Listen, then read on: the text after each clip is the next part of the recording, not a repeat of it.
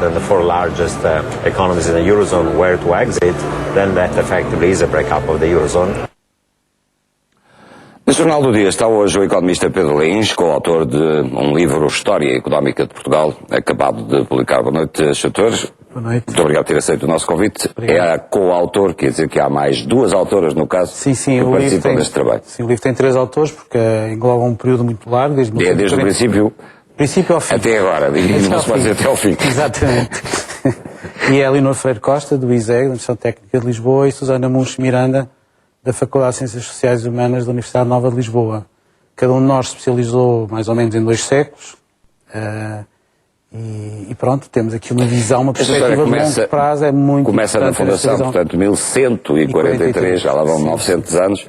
O que é que achou mais interessante quando constatou tudo o que foi obrigado a compulsar para fazer o livro? O que eu achei mais interessante é que nós, nesta história universal, encontramos um país, que é Portugal, que tem tantos anos de história e que permite ter como que um poço para observar aquilo que aconteceu na história económica europeia ao longo deste período, desde 1943.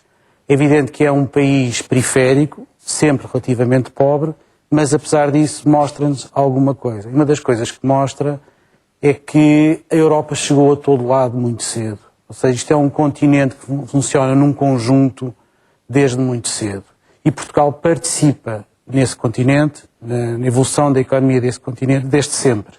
Houve algumas interrupções. Mas não beneficiou grande coisa. Alguns episódios. O primeiro instrumento que nós temos que ter quando olhamos para a história económica de Portugal, para a história económica da Europa, é um mapa. E se virmos a posição de Portugal nesse mapa, não estranhamos aquilo que aconteceu à economia portuguesa, de se ter mantido periférica. Quase todas as economias, à distância que Portugal está de Bruxelas, que representa um pouco o centro da Europa há muitos anos, desde o século XVI pelo menos, quase todos os países que estão a essa distância têm os mesmos problemas que Portugal. Não é que por acaso Grécia está onde está e Portugal está onde está. Portanto, este livro também lembra um pouco isso. A história económica de Portugal tem que ser vista nessa perspectiva europeia. Nessa perspectiva, as rotas marítimas que traçamos, beneficiamos com elas. Exato. Sabemos aproveitar desse facto. Depois, nós verificamos, ao ver esta história económica um pouco mais aprofundada e baseada na economia portuguesa, que há episódios bastante felizes na história económica portuguesa. Um deles é a expansão do século XV e XVI em diante. Mas há outros. No século XVIII, no século XIX, no século XX, por aí fora. Há sempre momentos felizes na história. Tem sempre havido também momentos já falimos várias vezes.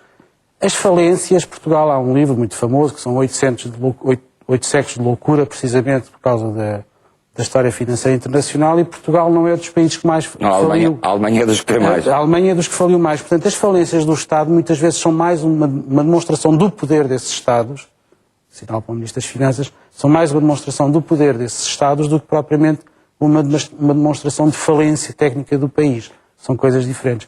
Desta perspectiva negativa que nós temos sobre a história económica portuguesa, que ainda é bastante comum, se as pessoas quiserem ultrapassar essa perspectiva, aconselho a que leiam este livro, esvazia-se quando temos uma interpretação mais aprofundada e mais sistemática da história económica portuguesa. Estou falou do Ministro das Finanças, não posso deixar de lhe perguntar se já resolveu a dúvida que tinha ontem, via escrita, sobre contradições que achava que o Ministro das Finanças, Vítor Gaspar, tinha quanto ao discurso europeu e quanto à sua convicção europeia. Pois, agora apanha-me assim um pouco na esquina, porque eu ainda não a resolvi. Mas essa contradição é muito importante, porque eu acho que o Ministro das Finanças, que é quem está a fazer a política financeira e no fundo económico, como se vê pela ação ausente do Ministro da Economia do Governo, o Ministro das Finanças neste momento está a retirar um pouco o país do concerto europeu.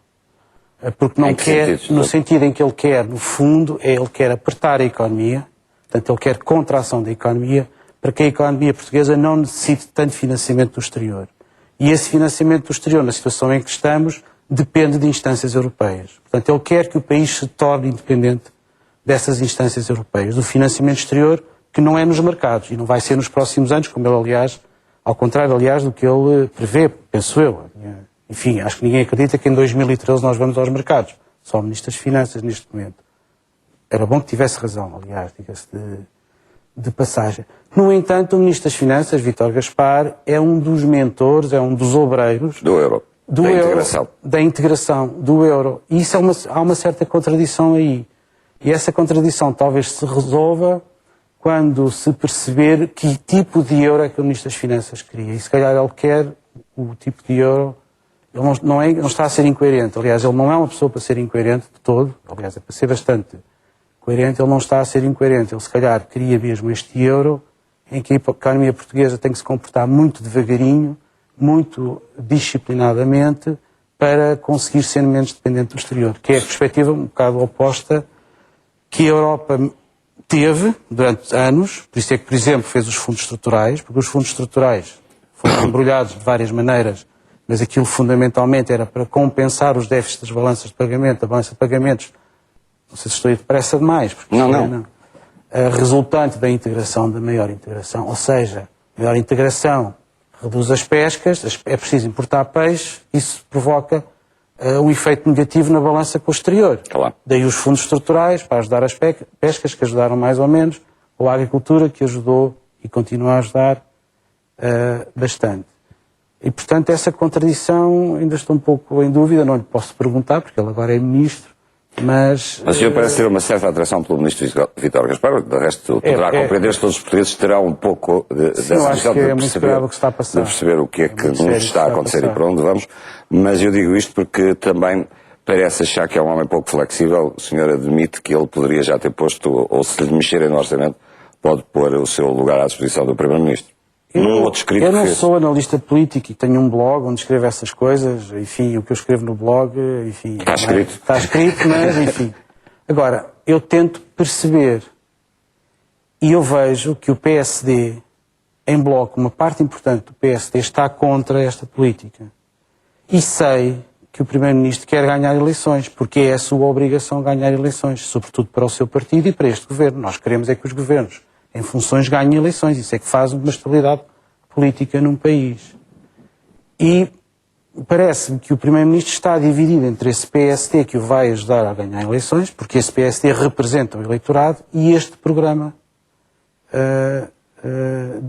este orçamento de Estado, que é altamente contracionista e que vai provocar problemas graves na economia portuguesa. Agora, e portanto, pode-se pensar que, de facto, o Ministro das Finanças tem um papel bastante forte, porque consegue... E terá razão quando diz que não tem almofadas no orçamento?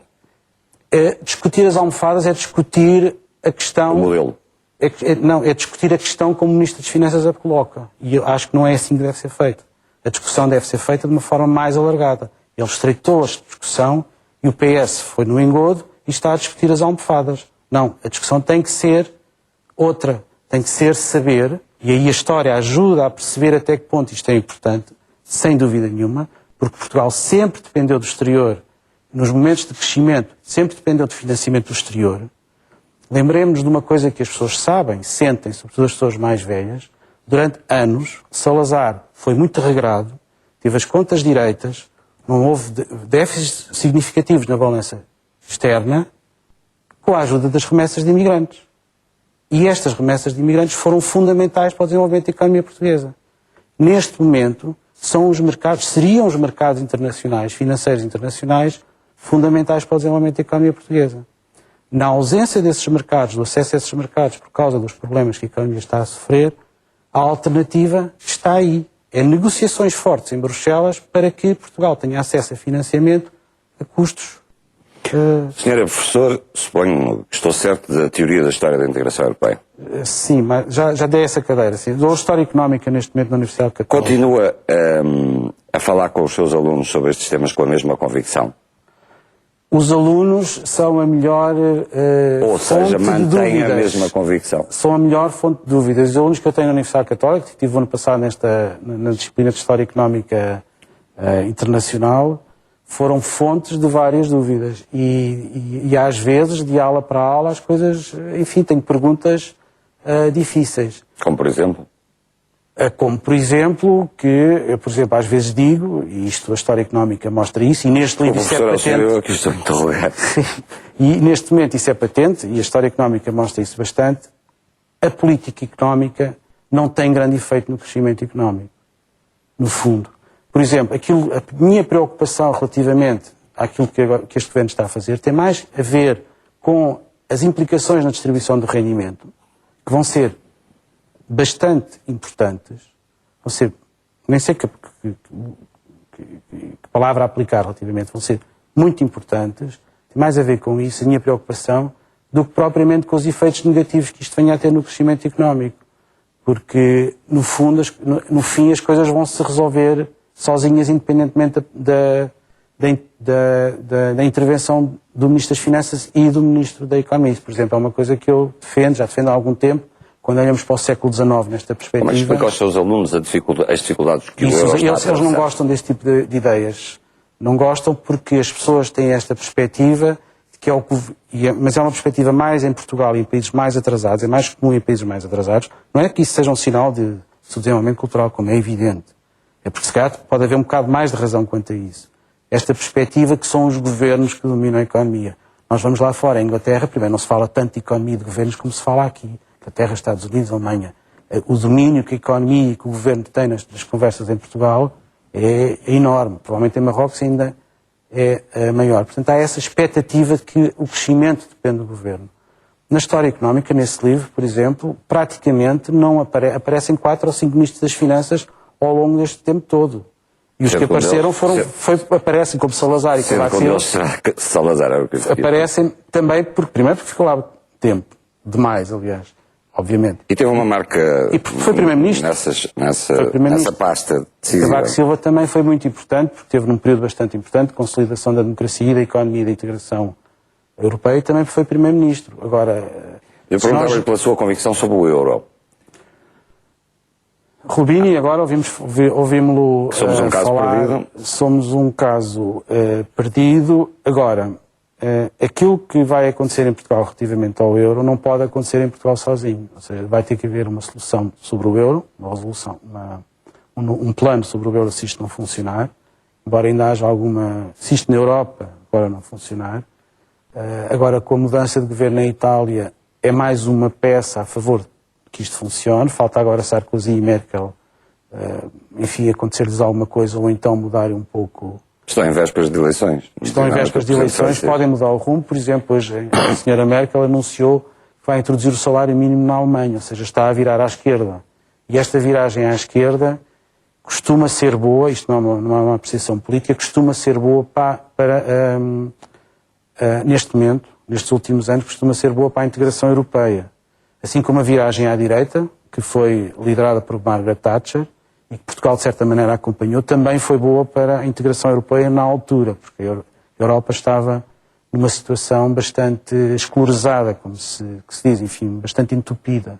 E, portanto, estes ciclos, estas variações de ciclos, quer para a esquerda, quer para a direita, podem ser bons. E, neste momento, como a única solução, para além da austeridade, como é óbvio, é a intervenção do Banco Central Europeu, parece que está agora a ser a solução mais falada. Aí também gostava de ter a sua opinião. Devíamos oferecer uma impressora ao BCE? Sim. Isto é, pô-lo a fabricar dinheiro? Sim. Embora as questões financeiras são muito... Isso tem consequências políticas? A principal consequência é a inflação. E a perpetuação dos governos?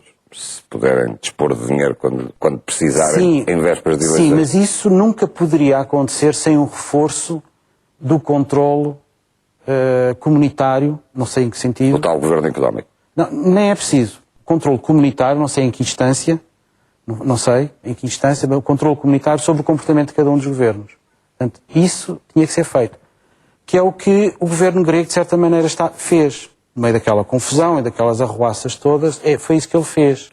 Foi pedindo mais dinheiro, conseguiu e foi tendo mais controle sobre a economia. E, ultimamente, é isso que vai acontecer agora, em que a Troika vai para lá a viver na Grécia. E é isso que o governo português não está a fazer. Isso, para mim, é uma fonte de preocupação, porque está a portar-se bem. Temos tido, de resto, uma visita da Troika muito silenciosa nesta altura. Eu acho que foi o governo que silenciou a Troika. Tem capacidade para que... Tem, claro que tem. Porque a Comissão Europeia, que é quem determina um pouco aquilo que acontece na Troika na Europa, porque o FMI, enfim, na Europa tem menos, e o Banco Central Europeu, a Comissão Europeia e o Banco Central Europeu, porque o FMI tem menos capacidade de intervenção sobre aquilo que acontece na Europa, à Comissão Europeia interessa que a coisa funcione de uma maneira ou de outra. Mas este governo está a tomar um rumo que, se olharmos para o historial da Troika, vemos que está no extremo. Está mais perto do BCE, mesmo dentro do BCE, nos seus extremos. E é capaz de estar um pouco longe do FMI. Eu presumo que a Troika terá sido silenciada pelo governo para não ter essa intervenção. Ruído. Interferência. Esse ruído. Dr. Pedro Lins, muito obrigado por ter vindo ao seu jornal. Falámos pouco do seu livro, mas a atualidade impunha ouvi-lo sobre todo o resto. Os leitores cuidarão de apurar melhor o que nele está contido em coautoria com Leonor Freire Costa e Susana Miranda. É assim. Boa noite, muito obrigado. Obrigado. E continuamos a falar da Europa, é que a chanceler alemã quer rever o Tratado de Lisboa de modo a que sejam automaticamente sancionados